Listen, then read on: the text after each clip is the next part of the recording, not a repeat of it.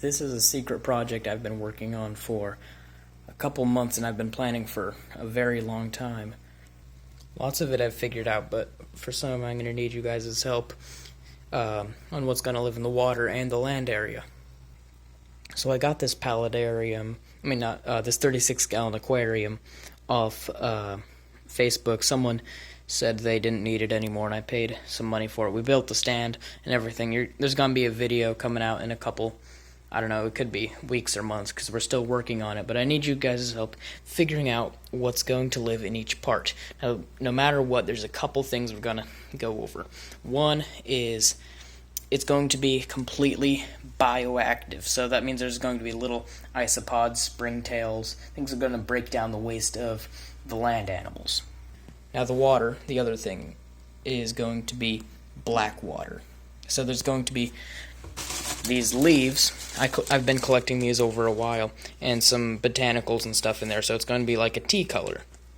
The other thing is I don't want to spend a fortune, and if you're broke like me, lots of my Christmas money from my parents is going to be going into building this.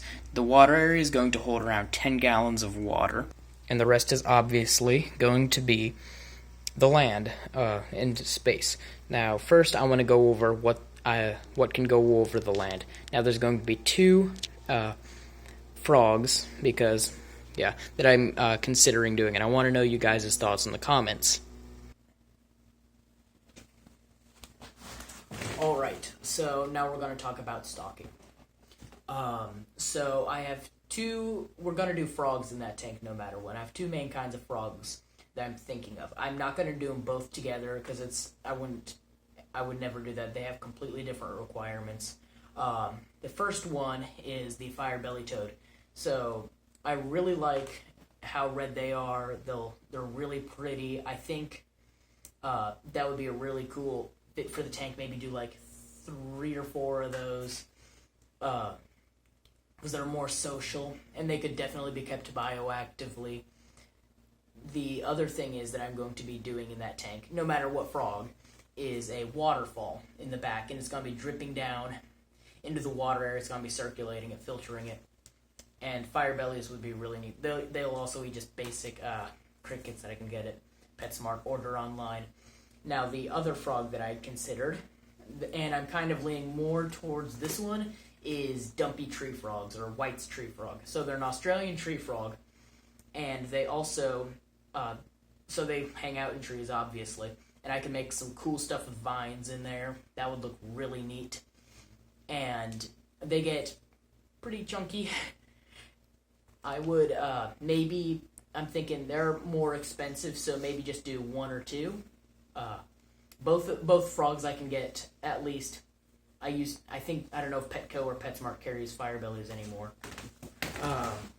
But dumpies I think they do carry, and that would be a really cool frog just to have them leaping around. They are nocturnal, and meaning night. They hang out at night, and fire bellies are diurnal, so they hang out during the day. So they would be in there, but I probably wouldn't see them leaping around as much, but over time they'd probably get used to being around during the day. Now, for the water area.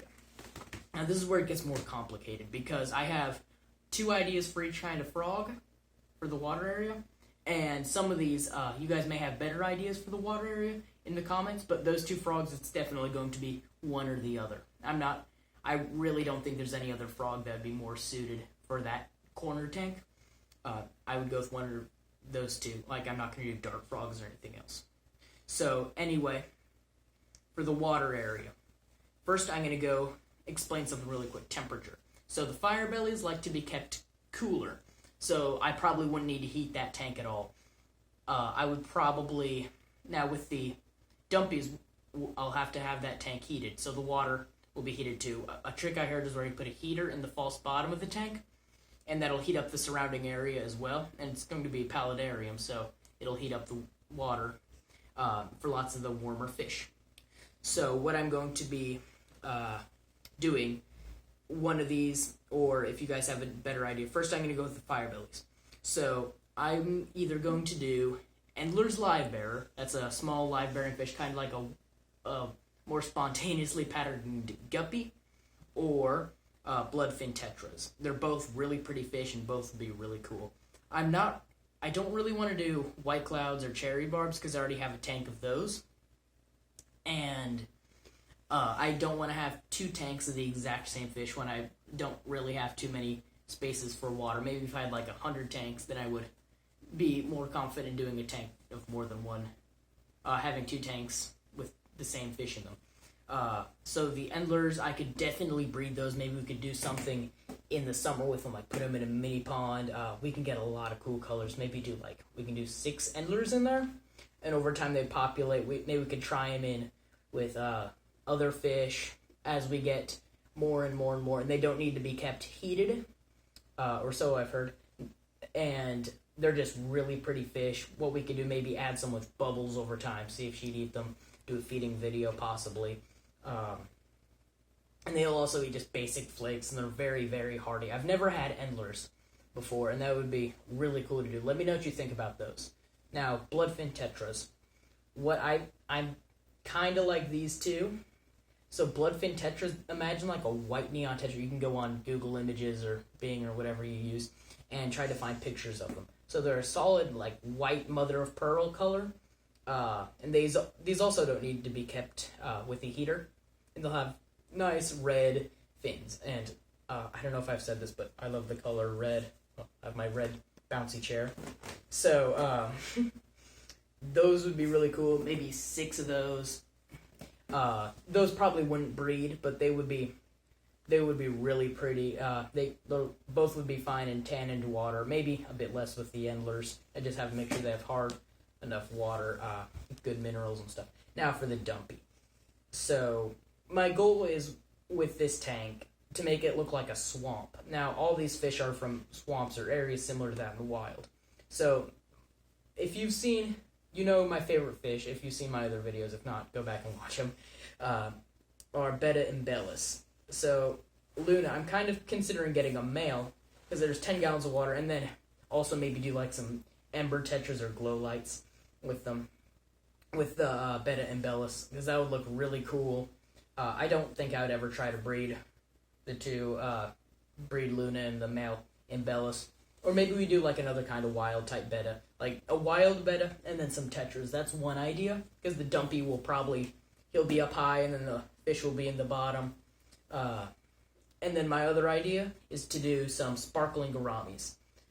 Or, yeah, probably some sparkling gouramis. They're very, very tiny fishes. Go look at those on Google Images or Bing or whatever.